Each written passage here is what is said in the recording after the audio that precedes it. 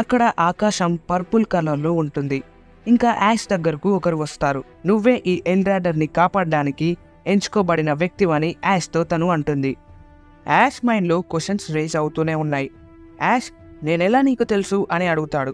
అసలు నేనే ఎంచుకోబడిన వాణ్ణని నీకెవరు చెప్పారు అని యాష్ అడుగుతాడు. నీ ప్రశ్నలకి సమాధానం నీ జర్నీలో కనిపిస్తాయి యాష్ అని లైరా చెప్తుంది.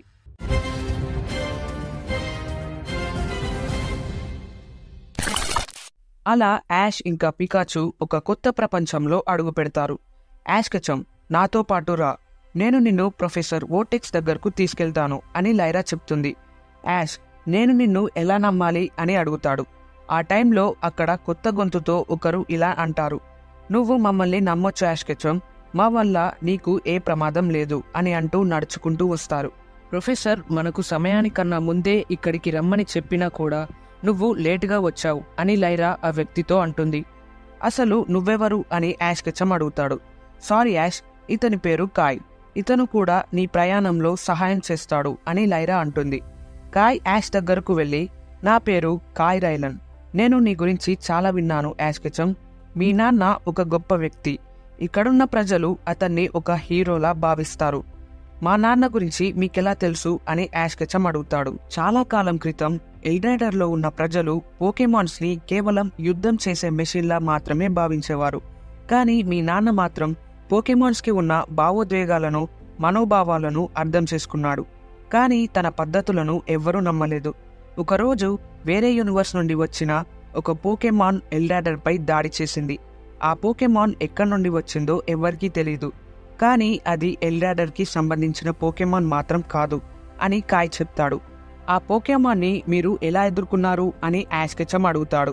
లైరా యాష్తో, ఎల్రాడర్లో ఉన్న ప్రజలు ఆ పోకెమాన్కి జాండ్రస్ అని పేరు పెట్టారు. అది ప్యూర్ డార్క్ టైప్ పోకెమాన్ అని గుర్తించారు. ఆ పోకెమాన్ చాలా బలమైనది.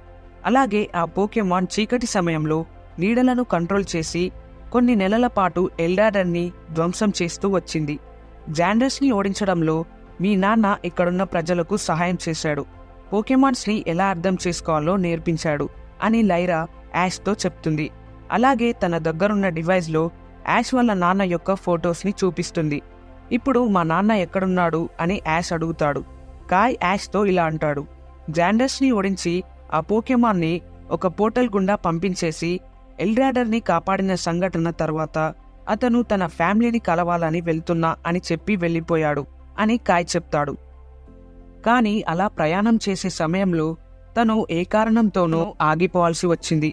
ఈ సమయంలో ఎల్రాడర్ని కాపాడాలంటే నీ వల్లే సాధ్యమవుతుందని ఆర్కియా నమ్మాడు. అందుకే నువ్వు ఇప్పుడు ఇక్కడున్నావు యాష్ అని లైరా చెప్తుంది. అలా యాష్ కెచం, పికాచు, లైరా ఇంకా కాయ్తో కలిసి ఎల్రాడర్లో ఉన్న సిటీకి వెళ్తారు. యాష్ ఇంకా పికాచు ఆ సిటీలో అడుగు పెట్టాక చాలా ఆశ్చర్యపోతారు. ఆ ప్లేస్ ఎర్త్లో ఉన్న సిటీస్ కంటే చాలా డిఫరెంట్గా ఉంటుంది. ఈ సిటీ పేరు నెగ్జారియర్. ఇక్కడే మనం ప్రొఫెసర్ వోటెక్స్ని కలవబోతున్నాం అని లైరా యాష్తో చెప్తుంది. ఆ సిటీ ఫ్యూచరిస్ట్గా ఉంటుంది. అక్కడున్న ప్రజలు యాష్ని ఒక హీరోని చూసినట్టుగా చూస్తారు. అప్పుడు కాయ్, మీ ప్రపంచంలో ఉన్నట్టుగానే ఇక్కడ కూడా పోకెమాన్ ట్రైనర్స్ ఉంటారు, అలాగే పోకెమాన్ జిమ్స్, ట్రైనింగ్ ఫెసిలిటీస్ ఇంకా బ్యాటిల్ ఎరీనాస్ ఉంటాయి అని చెప్తాడు. అలా ప్రొఫెసర్ వోటెక్స్ని కలిసే దారిలో యాష్ని ఒక పోకెమాన్ గమనిస్తూ ఉండటం చూస్తాడు. అది ఏ పోకెమాన్ అని యాష్ లైరాని అడుగుతాడు. దాని పేరు ఫ్లిబర్, ఒక ఫ్లయింగ్ ఫెయిరీ టైప్ పోకెమాన్ అని యాష్కి లైరా చెప్తుంది. అది యాష్ని బ్యాటిల్ చేయమని ఛాలెంజ్ చేస్తున్నట్టుగా బిహేవ్ చేస్తుంది. అలా యాష్కి ఆ విషయం అర్థమవుతుంది. యాష్ తన పికాచుతో ఫ్లిబర్ పై థండర్ బోల్ట్ ఉపయోగించమని చెప్తాడు. పికాచు ఒక్క థండర్ బోల్ట్కే ఫ్లిబర్ వీక్ అవుతుంది. నేను ఆ పోకెమాన్ని క్యాచ్ చేస్తాను అని యాష్ అంటాడు. అప్పుడు కాయ్ ఇలా అంటాడు, ఇది చాలా వీక్గా ఉంది, దీన్ని పట్టుకోవడంలో అర్థం లేదు. కానీ యాష్ ఆ పోకెమాన్ని క్యాచ్ చేయడానికి తన పోకెబాల్ని విసురుతాడు. కానీ ఆ పోకెబాల్ పనిచేయదు. ఆ టైంలో లైరా తన దగ్గరున్న ఎంటీ పోకెబాల్ని యాష్కి ఇచ్చి ఆ పోకెమాన్ని వదలకు యాష్ అని అంటుంది. యాష్ ఆ ఎంటీ పోకెబాల్తో ఆ ఫ్లిబర్ని క్యాచ్ చేస్తాడు. అలా యాష్, పికాచుని, లైరా ఇంకా కాయ్ ఆ సిటీలో ఉన్న ల్యాబ్కి తీసుకెళ్తారు. అక్కడ ఒక వ్యక్తి కూర్చొని ఒక పోకెడెక్స్ని రీఅసెంబుల్ చేస్తూ ఉంటాడు. హలో ప్రొఫెసర్, మేము యాష్ కెచంని తీసుకొచ్చాం. ఎప్పట్లాగే కాయ్ మళ్ళీ లేట్ అయ్యాడు. అని లైరా అంటుంది. ఆ ప్రొఫెసర్ యాష్ దగ్గరకు వచ్చి, నా పేరు వోటెక్స్, నిన్ను కలవాలని చాలా రోజులు ఎదురు చూశాను అని చెప్తాడు. యాష్కి ఏం అర్థం కాదు. Hello, nice to meet you professor అని యాష్ కెచమ్ అంటాడు. పికాచు ఆ ల్యాబ్లో ఉన్న కొత్త పోకెమాన్స్ యొక్క పిక్చర్స్ని గమనిస్తూ ఉంటుంది. ప్రొఫెసర్ వోటెక్స్ హరిగా ఒక డివైస్ తీసుకొచ్చి యాష్కి ఇచ్చి, ఇది ఈ ప్రపంచం యొక్క పోకెడెక్స్. ఈ డివైస్తో నువ్వు ఎల్రాడర్లో ఉన్న కొత్త పోకెమాన్స్ గురించి ప్రతి డీటెయిల్ తెలుసుకోవచ్చు అని చెప్తాడు. అలాగే నీ దగ్గరున్న పోకెడెక్స్ ఇంకా పోకెబాల్స్ ఈ ప్రపంచంలో ఉన్న పోకెమాన్స్ పై పనిచేయవని చెప్పి కొన్ని ఎంటీ పోకెబాల్స్ని కూడా ఇచ్చి, వీటితో నువ్వు ఇక్కడ పోకెమాన్స్ని క్యాచ్ చేయొచ్చు అని చెప్తాడు. ఆ పోకెడెక్స్ తీసుకున్న యాష్ కెచంలో తెలియని ఎగ్జైట్మెంట్ కలుగుతుంది. కానీ యాష్ మనసులో ఒక క్వశ్చన్ రేజ్ అవుతుంది. అసలు నేనే ఎందుకు ఎంచుకోబడ్డాను? నాలో మిగతా యాష్ కెచమ్ వేరియంట్స్లో లేని ప్రత్యేకత ఏం ఉంది అని యాష్ అడుగుతాడు. అందుకు ప్రొఫెసర్ వోటెక్స్, నీకు తెలియని శక్తి నీలో దాగి ఉంది, దాని పేరు న్యూరోసింక్. అంటే ఏంటి అని లైరా అడుగుతుంది. యాష్ ఆ శక్తి ఏంటి అని వండర్ అవుతాడు. దానికి బదులుగా ప్రొఫెసర్ వోటెక్స్, న్యూరోసింక్ అనేది ఒక యూనిక్ ఎబిలిటీ. ఆ ఎబిలిటీతో పోకెమాన్ యొక్క మనసులను అర్థం చేసుకోవచ్చు. అలాగే ఆ పోకెమాన్స్ యొక్క మైండ్స్తో కనెక్ట్ అయ్యి వాటిని కంట్రోల్ చేయొచ్చు. ఆ ఎబిలిటీ కేవలం మీ వంశం వాళ్ళకి మాత్రమే ఉంటుంది అని చెప్తాడు. ఎందుకు తను ఎంచుకోబడ్డాడో యాష్ అర్థం చేసుకుంటాడు. అయితే తనకి ఇంకా గ్రెనింజాకి మధ్య జరిగింది ఎగ్జాక్ట్గా ఇలాంటిదే అని యాష్ వాళ్ళకి చెప్తాడు. ఏ ట్రైనింగ్ లేకుండా నువ్వలా ఎలా చేయగలిగావు అంటూ ప్రొఫెసర్ వోటెక్స్ ఆశ్చర్యపోతాడు. యాష్ అది బాండ్ ఎవల్యూషన్ అని ఎక్స్ప్లెయిన్ చేస్తాడు. నువ్వు నేను అనుకున్న దానికన్నా శక్తివంతమైన వాడివే అని యాష్తో కాయ్ అంటాడు. కానీ యాష్ ఆ సమయంలో రియలైజ్ అవుతాడు, ఎర్త్పై బాండ్ ఎవల్యూషన్ అనేది తనకన్నా ముందే ఒకరు అక్వైర్ చేసుకున్నారు. ఆ వ్యక్తి తన వంశానికి చెందినవాడే అని యాష్ అర్థం చేసుకుంటాడు. కానీ నేను కేవలం అలా ఒకే ఒక పోకెమాన్తో చేయగలిగాను అని యాష్ అంటాడు. నువ్వు ఒక పోకెమాన్ పై న్యూరోసింక్ని ఉపయోగించాలంటే ఆ పోకెమాన్ నిన్ను చాలా నమ్మి ఉండాలి, లేదా నీకు న్యూరోసింక్ని యూజ్ చేయడం ముందు నుండి వచ్చి ఉండాలని ప్రొఫెసర్ వోటెక్స్ చెప్తాడు. న్యూరోసింక్ ఎబిలిటీని ఎలా వాడాలో నాకు తెలీదు అని యాష్ వోటెక్స్తో చెప్తాడు. యాష్ కెచమ్, నిన్ను లైరా ఇంకా కాయ్ ఒక యాన్షియంట్ మాస్టర్ దగ్గరకు తీసుకెళ్తారు. అతను నీకు ఈ ఎబిలిటీని ఎలా యూజ్ చేయాలో సహాయం చేస్తాడు అని యాష్తో వోటెక్స్ అంటాడు. యాష్ కెచమ్, మనం ఇంకా ఆ యాన్షియంట్ మాస్టర్ దగ్గరకు వెళ్దాం అని కాయ్ అంటాడు. అండ్ యాష్ తన కొత్త కంపానియన్స్తో జర్నీని స్టార్ట్ చేస్తాడు. అలా వెళ్తుండగా యాష్ తన కొత్త పోకెడెక్స్ని ఉపయోగించాలని ఆశపడతాడు. తను కొత్తగా పట్టుకున్న పోకెమాన్ డీటెయిల్స్ ఆ పోకెడెక్స్లో చూస్తాడు. యాష్ ఆ పోకెమాన్ స్టాట్స్ చూసి ఆశ్చర్యపోతాడు. కానీ యాష్ పట్టుకున్న ఫ్లిబ్బర్ చాలా వీక్గా ఉంటుంది. ఆ పోకెమాన్ని ట్రైన్ చేసి ఎలాగైనా శక్తివంతంగా మార్చాలని యాష్ డిసైడ్ అవుతాడు. దారిలో వాళ్ళ ముగ్గురిని ప్రతి షాడో నుండి 2 కళ్ళు ప్రత్యక్షమై గమనిస్తూ ఉంటాయి. ప్రొఫెసర్ వోటెక్స్ చెప్పిన యాన్షియంట్ మాస్టర్ని కలిసే దారిలో యాష్ తన ఫ్లిబ్బర్ని లైరా దగ్గరున్న పోకెమాన్స్తో బ్యాటిల్ చేస్తూ ట్రైన్ చేస్తాడు. యాష్ ఫ్లిబ్బర్ మునపటి కంటే స్ట్రాంగ్గా మారుతుంది. ఫైనల్గా యాష్ కెచమ్, పికాచు, లైరా ఇంకా కాయ్ని ఫాలో అవుతూ వెళ్తారు. లైరా, మనం ఆర్కియాని కలిసి చాలా రోజులవుతుంది కదా కాయ్ అని అంటుంది. కొన్ని రోజుల ప్రయాణం తర్వాత వాళ్ళు యాన్షియంట్ మాస్టర్ ఉండే స్థలానికి చేరుకుంటారు. యాన్షియంట్ మాస్టర్ అంటే ఒక హ్యూమన్ అని యాష్ కెచమ్ అనుకుంటాడు. కానీ ఆ యాన్షియంట్ మాస్టర్ ఉండే స్థలానికి వెళ్ళి చూస్తే అక్కడ ఒక గుహలో మెరిసే మొక్కల మధ్య ఒక పోకెమాన్ కూర్చొని ఉంటుంది. ఆ పోకెమాన్కి చాలా వయసు ఉన్నట్టుగా, అలాగే చాలా తెలివైనదిలా కనిపిస్తుంది. టెలిపతి ద్వారా యాష్తో, యాష్ కెచమ్, నువ్విక్కడికి వస్తావని ముందే ఎక్స్పెక్ట్ చేశాను. నీకున్న రేర్ ఎబిలిటీని ఎలా వాడాలో నేను నీకు నేర్పుతానని ఆ పోకెమాన్ అంటుంది. యాష్ ఆ పోకెమాన్ కమ్యూనికేషన్ అండ్ స్పష్టంగా మాట్లాడే విధానం చూసి ఆశ్చర్యపోతాడు. యాష్ పికాచు, లైరా ఇంకా కాయ్ని ఆర్కియా ఒక ఛాంబర్లోకి తీసుకెళ్తుంది. అక్కడ షెల్ఫ్స్లో పురాతన వస్తువులు ఉంటాయి. ఇది ద ఛాంబర్ ఆఫ్ న్యూరోసింక్. ఇది కేవలం నీలా రేర్ ఎబిలిటీని పొందిన వాళ్ళ కోసమే తయారు చేయబడింది అని యాష్తో కాయ్ అంటాడు.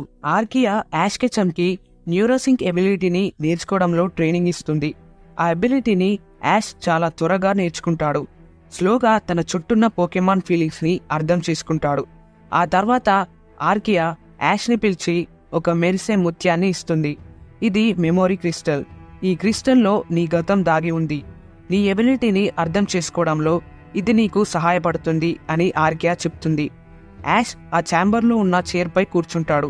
ఆ క్రిస్టల్ని ముట్టుకోగానే తన చిన్నప్పటి సంఘటన ఒకటి తనకి క్లియర్గా కళ్ళ ముందున్నట్టుగా కనిపిస్తుంది. అక్కడ యాష్ వాళ్ళ నాన్నతో ఉంటాడు. వాళ్ళమ్మని తనని వదిలి జర్నీకి వెళ్లడం యాష్ చూస్తాడు. అలా వాళ్ళ నాన్న వెళ్ళిపోయాక యాష్ ఒంటరిగా కూర్చుంటాడు. అలా ఒంటరిగా కూర్చున్న సమయంలో ఒక పోకెమాన్ సడన్ గా గాలిలో ప్రత్యక్షమై యాష్ కెచమ్ తలపై చేతి ఉంచుతుంది. ఆ టైంలో యాష్ కెచంలో ఏదో తెలియని ఎనర్జీ ప్రవహిస్తుంది.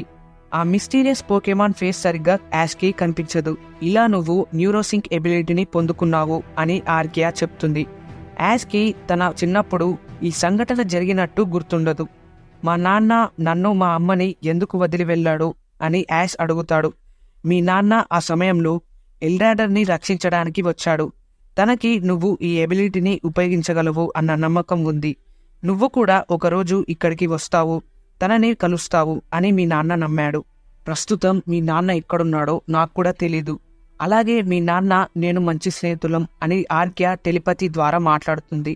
ఈ మాటలు విని యాష్ అంతా అర్థం చేసుకుంటాడు. కానీ యాష్కి మెమోరీ క్రిస్టల్లో ఇంకా కొన్ని విషయాలు కనిపిస్తాయి. ఒక భీకరమైన హ్యూమనాయిడ్ పోకెమాన్ ఒక థ్రోన్పై కూర్చొని ఉంటుంది. ఆ దృశ్యం కనిపిస్తుండగా ఆర్కియా యాష్తో, నువ్వు అంతం చేయాల్సింది ఈ చీకటి రాజునే. మీ భూమి ఈ ఎల్రాడర్ లాగే ఎన్నో ప్రపంచాలు ఉన్నాయి, ఎక్కడైతే పోకెమాన్లు మనుషులు కలిసికట్టుగా జీవిస్తున్నారు. కానీ మనుషులే లేని పోకెమాన్ల ప్రపంచాన్ని తయారు చేయాలనేదే ఈ చీకటి రాజు ఆశించేది. ఇప్పటి వరకు అతను చాలా ప్రపంచాలలో మానవులను చంపేశాడు. ఇప్పుడు వాడి కళ్ళు ఎల్రాడర్పై పడ్డాయి. అతనికి తెలుసు భూమి మీద ఉన్న మానవులు అసామాన్యమైన వాళ్ళు, కాబట్టి ఇంతవరకు వాడు భూమి జోలికి వెళ్ళలేదు అని చెప్తాడు. ఇదంతా చాటుగా కాయ్ ఇంకా లైరా వింటారు. కానీ ఆ పోకెమాన్ని ఓడించడం నా వల్ల సాధ్యమవుతుందా అని యాష్ అడుగుతాడు. అవును యాష్ కెచమ్, కేవలం నీ వల్లే సాధ్యమవుతుంది. నువ్వు కేవలం మొదటి మెట్టు దగ్గర మాత్రమే ఉన్నావు. నువ్వు ఇంకా శిక్షణ తీసుకోవాలని ఆర్కియా అంటుంది. ఆ కన్వర్జేషన్ పూర్తయ్యాక యాష్, లైరా ఇంకా కాయ్తో ఛాంబర్ బయట గార్డెన్లో ఆ చీకటి రాజు పేరు యాష్రన్ అని మాట్లాడుకుంటూ ఉంటారు. ఆ సమయంలో సడన్ గా వాళ్లపై దాడి జరుగుతోందని యాష్ ఫీల్ అవుతాడు. అక్కడ చిన్న చిన్నగా ఉన్న పోకెమాన్స్ లాంటి షాడోస్ వాళ్లపై దాడి చేస్తాయి. పికాచు వాటిపై అటాక్ చేస్తుంది. యాష్ తను కొత్తగా పట్టుకున్న ఫ్లిబర్తో వాటి అంతు చూద్దామని డిసైడ్ అవుతాడు. అలా కాయ్ ఇంకా లైరా కూడా వాళ్ళ పోకెమాన్స్ని బయటకు పిలిచి ఆ షాడో పోకెమాన్స్తో ఫైట్ చేస్తారు. ఈ పని యాష్రానే చేస్తుంటాడని యాష్కి అర్థమవుతుంది. ఇక అవి అంతమైపోయాయి అని వాళ్ళనుకున్న సమయంలో ఆబ్లివియన్, యాష్రాన్ పంపిన పవర్ఫుల్ సోల్జర్, కాయ్పై దాడి చేస్తాడు. కాయ్ ఇంకా తన పోకెమాన్స్ తీవ్రంగా గాయపడతారు. లైరా కాయ్కి హెల్ప్ చేస్తుండగా ఆబ్లివియన్ లైరాపై డార్క్ పల్స్ అటాక్ చేయడానికి రెడీగా ఉంటుంది. యాష్కి ఏం చేయాలో అర్థం కాదు. ఆ తర్వాత ఏం జరగబోతుంది? యాష్ కెచమ్ తన ఫ్రెండ్స్ని కాపాడుకుంటాడా? ఆబ్లివియన్ని యాష్ ఎలా ఎదుర్కోబోతున్నాడు?